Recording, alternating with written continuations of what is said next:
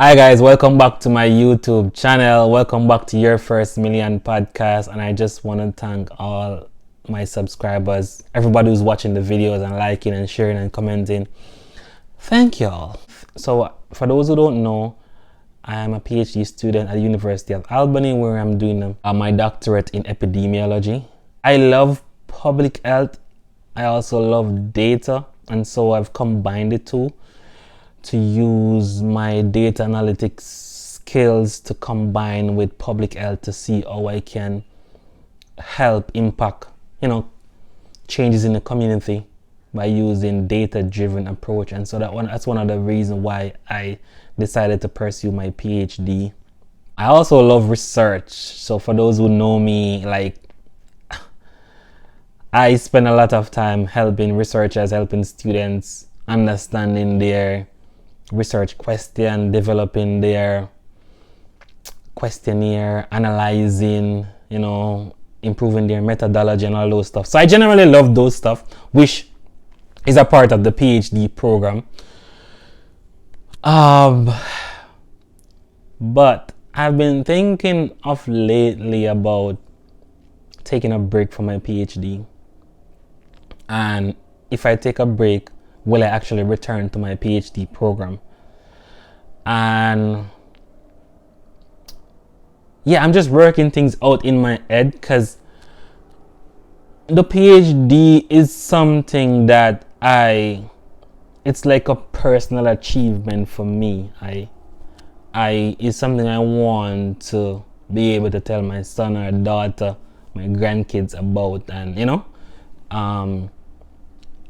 it also brings more respect in my field as a researcher. And of course, you gain a lot of knowledge working on a specific topic. So all of that is good and dandy. But there's the other side of it where I'm on this money journey, and it takes focus and dedication to really achieve what I want to achieve.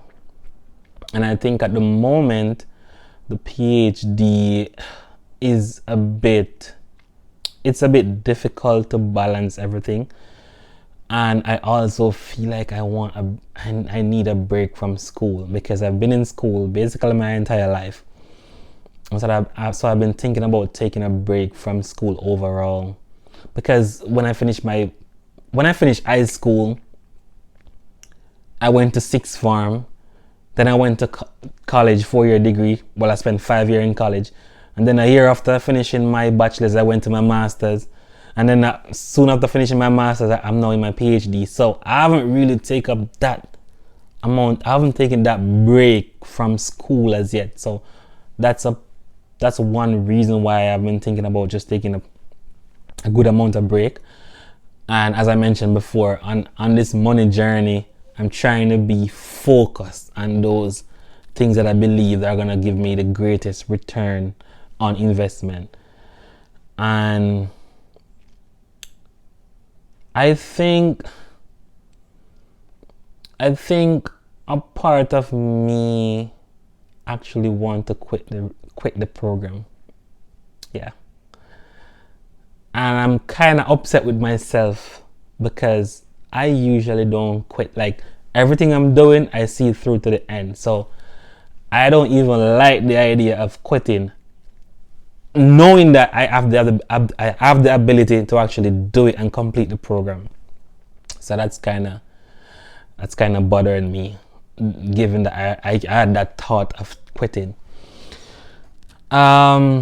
So I recently submitted to my school a leave of absence application. I took a 1-year break, so I should restart the program in September. And my hope is that I would have figured out a lot of stuff between that time. I would have started investing in real estate between that time, and I would have get a better idea, a better sense of where I'm at on my financial freedom journey. And then I think that would give me a better idea if I should restart the program or not. I don't know if that makes sense, but y'all let me know what y'all think. But that's kind of my thought process. Also, the fact that I will not have a scholarship for this PhD program no more also have some impact on my decision.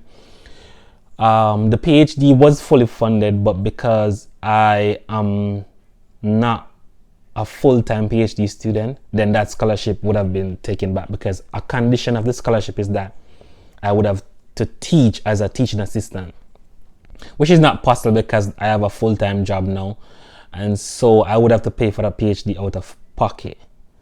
Of course, I can also get my employer to pay a portion of this fee, but the fact that I just want to be focused right now, I don't want to be like, because I feel like all of my life I've been like doing so many things, like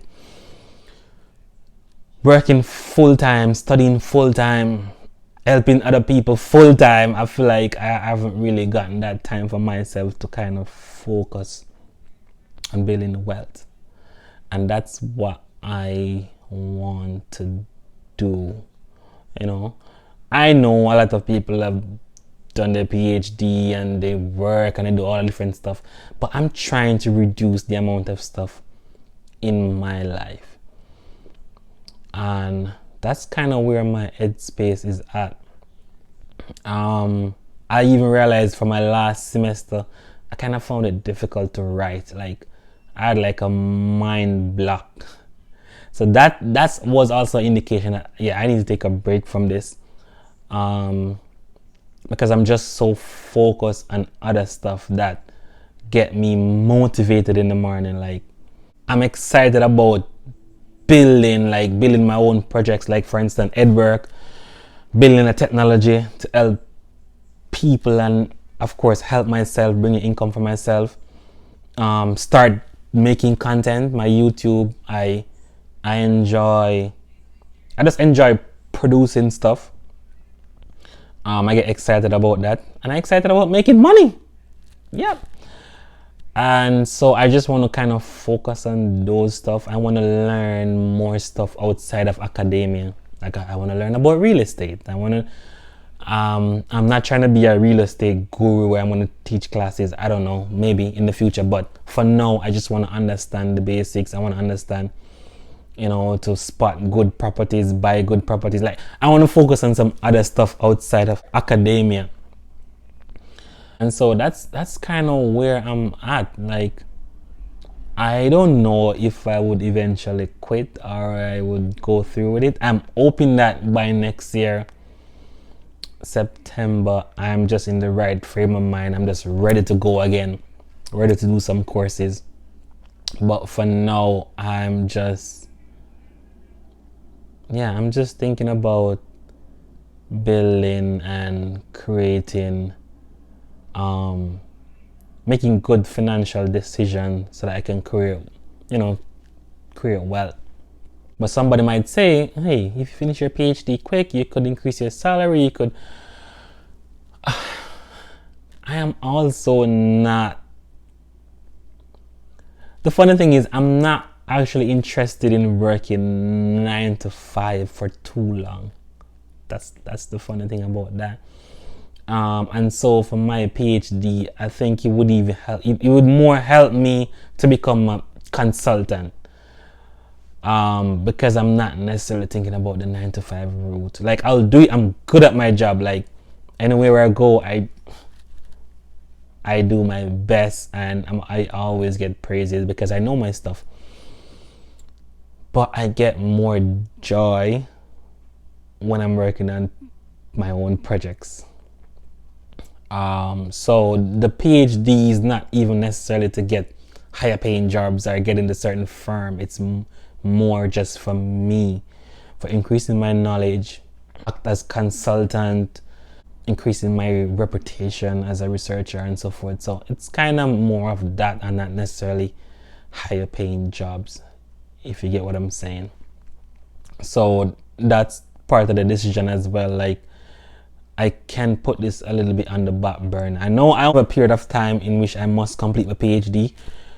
So I'm being aware of that, mindful of that, but still trying to take as much break as I can while I try to work on some other stuff in my life. Because school do tend to take away from your overall life, like you can't get to focus on like family and socializing and all of those stuff. So I think the break is needed. I'm hoping though that when September comes, I'm in the right frame of mind to hit the ground running again. And that's what I kind of wanted to share today, like just to show that like this journey is not a linear process. There's not just one straight road that you're gonna take and you're gonna reach a destination. You have to, when you come up on certain crossway or certain roadblock, you have to kind of divert and go around and come back. But as long as you have that main goal in your head, that will keep you on track, regardless if you're taking a detour, if you get what I'm saying. So that's basically what I wanted to share today, and thank you all for watching.